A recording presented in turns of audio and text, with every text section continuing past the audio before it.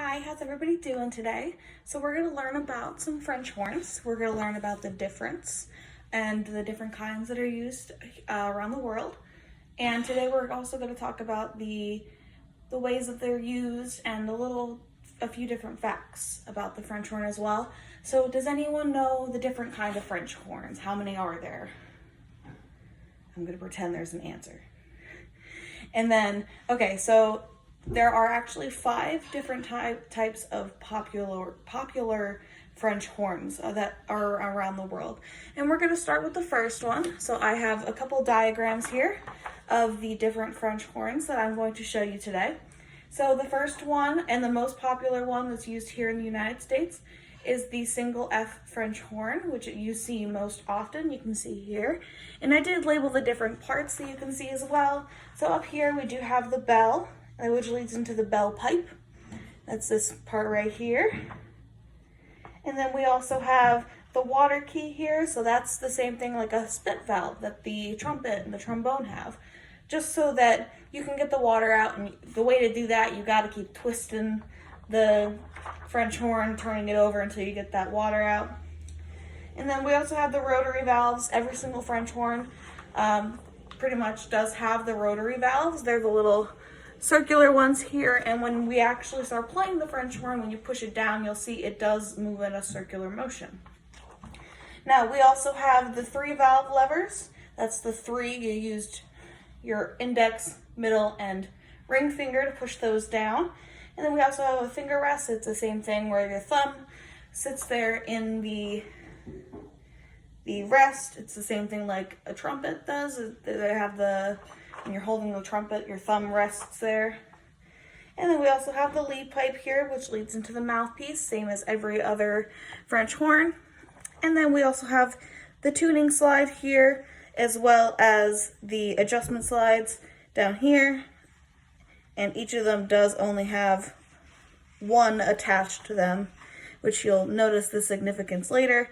There is one lead pipe, one of these valves per rotor here. Okay, so that is the most popular one in the United States. You'll see this most often. And this one is most recommended for beginner students. This is called the B-flat French horn.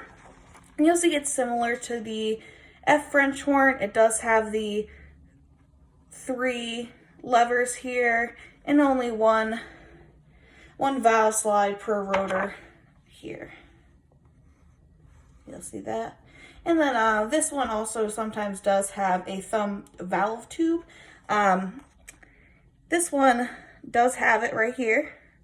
So that actually gets pushed down, and it's known as a stopping valve. This one is also, the B-flat horn is also more often known to be used to put your hand in. It does have a smaller bell here than the F horn does, so that does make a difference in the sound as well. Now we're going to move on to the more complicated, one of the more complicated. This is called the double horn. So it kind of stands out to its name. So the F and the B-flat horn both have one valve slide per rotor. This one has 2. So you can see here, there are 2 attached to this one, 2 this one, and 2 attached to this one. All the parts of the parts are the same. You do see the picture here. It does look the same as the F horn. The only difference really is the slides per rotor.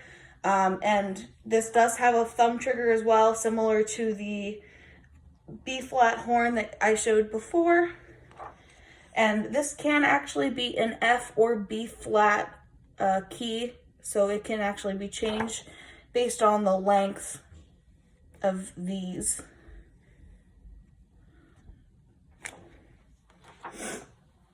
And on to number 4. This is 4 out of the 5 horns that we are talking about today. So this one is very popular in orchestra.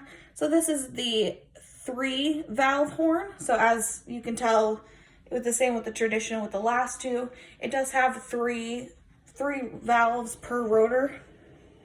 So you'll see this one does still have 3 keys here, but each of these rotors here has 3 different valves that are attached to that. So this is usually a very heavy instrument. It's more complex to play than the previous 3, the double horn, the B flat, and the F horn. This is more complicated to play, and depending on the length of these rotors, you can play this in the low F, B flat, or as an alto horn with the middle F. So they have 2 linked valves in here in this mess that you can see over here. And they can be linked and switched to change keys so that you're able to play it in those 3 different keys based on what piece you're playing in orchestra or band, and it is typically played by professionals in the United States. And the last horn we're talking today is called the Vienna horn. The Vienna horn is mentioned in your book. It's not as popular to play here in the United States, but you do see here it does have a separate valve here that can be put in to change the key. It's typically played in the key of F, but you'll see here it actually has different valves that are used to play. These are called pump-in valves. So instead of the rotary, which go in a circle, they push. And this one isn't played as often in the United States as it is in Europe. So you'll see that you won't see this horn probably being played here unless it's for a special sort of piece. But you will need to know this for your test, just so you know.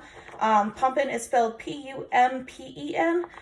This is typically used, the slurs, because of the pump-in valves, are very, very smooth, and a lot of composers and conductors do prefer a Vienna horn over a traditional F horn if it's being played for a specific piece, like I said.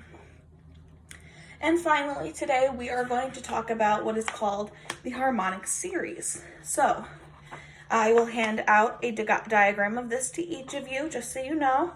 So this is the notes that the horn can play open. So you're not pushing down any keys. So this is the lowest note you can play as an open. It's all the way down there. You can see that is in bass clef. That is called number 1. And then number 2 up.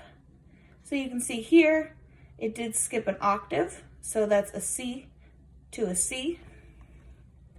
And then it skips a 5th, a C to G. So you can play all these notes without moving your fingers. The whole thing is you have to move your mouth so that you can reach each of these notes. And you go all the way down here, see that low C, all the way up to a high C. So there's 16, you can see the number 16 here. There are 16 notes in that harmonic series for the horn. And keep that in mind, that'll probably be one of the questions on your test. So this is basically, it's just the concept of overtones. Does anyone remember what overtones were? Right, so that's the harmonics that you can hear as you play up. And you have to be able to hear those, you have to be used to listening to those notes in order to get them. So this is basically the notes that you can reach with an open tube. You're not pushing anything down, it's just the regular shape of the French horn. You're not pushing any air through those different valves. So these are the notes that it makes just by pushing air through that main horn. So you can see here, as it goes up, it gets closer and closer together. So obviously, like I said, there's an octave here, a 5th, a 4th, and then it keeps getting smaller, a 3rd, there's a major 3rd, a minor 3rd, there's a major 2nd, major 2nd, minor 2nd, and it just keeps getting closer and closer. You can see here, there's just a half step between these last couple notes here. Looks like the last 4 notes. So we got A, up a half step to B flat, up a half step to B natural, up to C. So you can see here, this can be a very difficult series to play.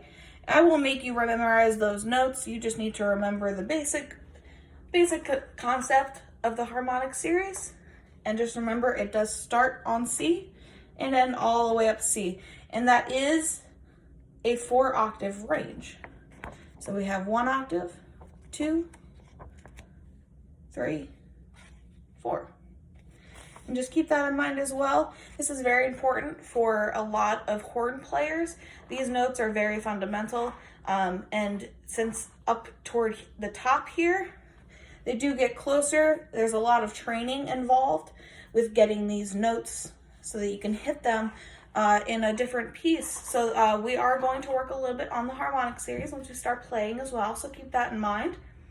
And I will be providing you with a lovely website to use when you go home.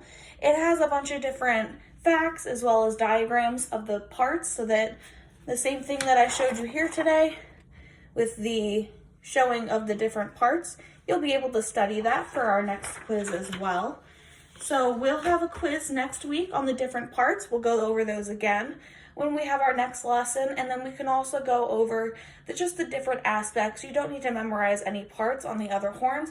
It's just going to be the concepts and the differences between them. So you would need to know if they has a rotary, the rotary valves, how many,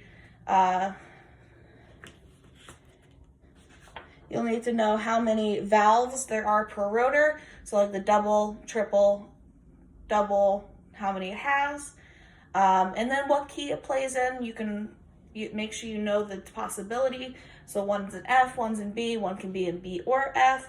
So you'll need to memorize some of those things just so you get a little familiar before we start playing with, actually start playing the horns. And obviously if you have any questions, you can email me. So thank you for being here today, and you have a good rest of your day.